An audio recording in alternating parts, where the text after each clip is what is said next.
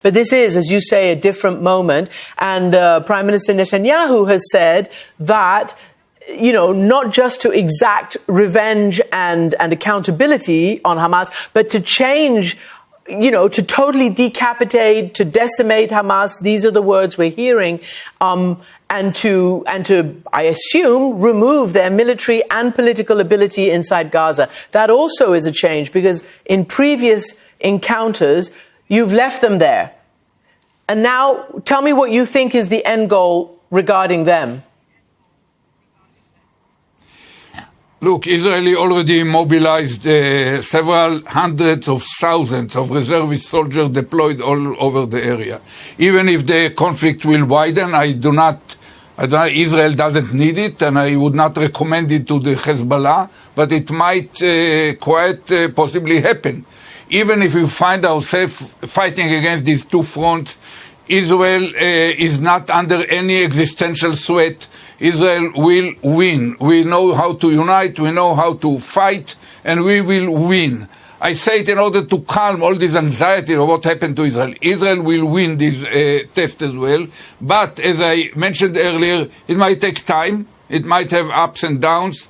It's something, you know, when you look at the size, the magnitude of the event, and even if you could look at the graphic pictures, it's quite shocking. Yes. We lost more people than in the whole 6 days war, or in the whole Intifada, over 3 years of Intifada, in one day. It never had happened in Israel. People try to compare it to 9/11.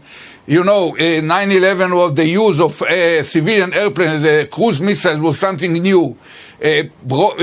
Breaking the barrier and attacking Israeli settlement was something quite high on the option list of the Hamas, and we failed to do it, and we paid a huge price. Now there is need not just for revenge. In the Middle East, you just have to resume the status of deterrence in order to make sure that you will delay such. I understand. So you need to establish deterrence again. I want to ask you something about the enemy, your enemy, and that is Hamas. The Hamas self-declared military commander Mohammed al-Dayf said in a recorded message, the enemy, i.e. Israel, will understand that the time of their rampaging without accountability has ended. How do you respond to that? You know, the Hamas is, if I have to compare them to any organization we have known in the past, it's like Daesh. Some of them are quite, got a better level of performance than in the past. And it also raised the price and made these attacks successful beyond all our failures. And we have to take them more seriously. They surprise with their success.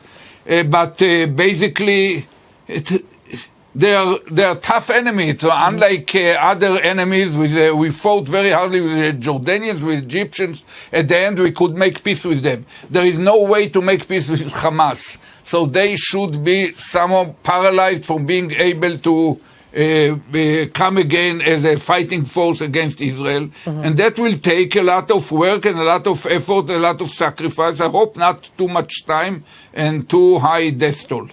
So when you look at it, and I know you've said it, this was the worst day in our history, and a huge failure, as everybody's been talking about, of you've just said it, of intelligence and all the way up the political spectrum.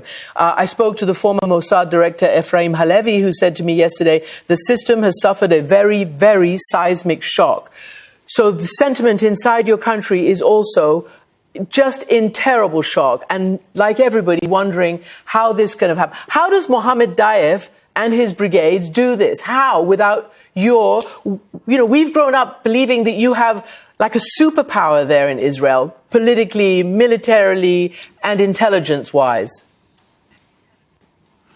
No, Israel remains a superpower compared to Hamas, but it's true, it's a matter of fact that if determined youngsters are trained systematically, and they are even improving through the continued friction with us, because usually the best of them remain and climb up. They learn their lessons, and they improved. We have to take their capabilities to be higher than what we assumed until a few days ago, and we will do it. But having said that, it remains a murderous organization, even if the individual terrorists are better trained or better equipped, and we have to deal with them. No modern civilized country can have such a neighbor who initiate and execute such operation. We cannot afford having it once again. If I care on one thing, is the upper echelon of our command, the inner cabinet within the government. It is now relatively weak. We have there the Minister of Defense, another minister who was secretary or was head of the Secret Service, and Netanyahu himself. That's a weak combination, a weak team to lead such a crisis. And I think that there should be a change in the cabinet, probably through this emergency unity government. But that's some more serious people, more heavyweights, should be brought into the cabinet in order to lead the crisis calmly and with cool-headed. And I always request in strategic issues, especially boiling blood is not a good recipe for successful strategic decisions. Can I ask you one last question, because this has come up many, many times that you have had engagements against Gaza and against Hamas. The civilians are also attacked. Whether or not you say you intend it, they are. There are some, according to the ministry there in Gaza, nearly 800 people killed, including more than 100 children. 4,000 people have been wounded, and your own government, your own defense minister, has declared Gaza under siege, which the UN is saying is actually illegal under international law, stopping water, food, fuel, electricity.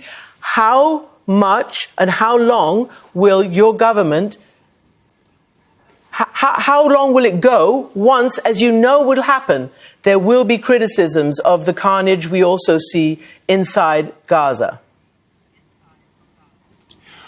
We'll try to make clear, we announce in advance, everyone who knows that in his building there is any activity of the Hamas should, in order to protect himself, to leave the place. We try to pass this kind of warning. We do not sit on the same level. We are a civilized country. We're not going to, there is certain collateral damage. Every country who operated under such situations know it, but that's the whole difference. We are doing as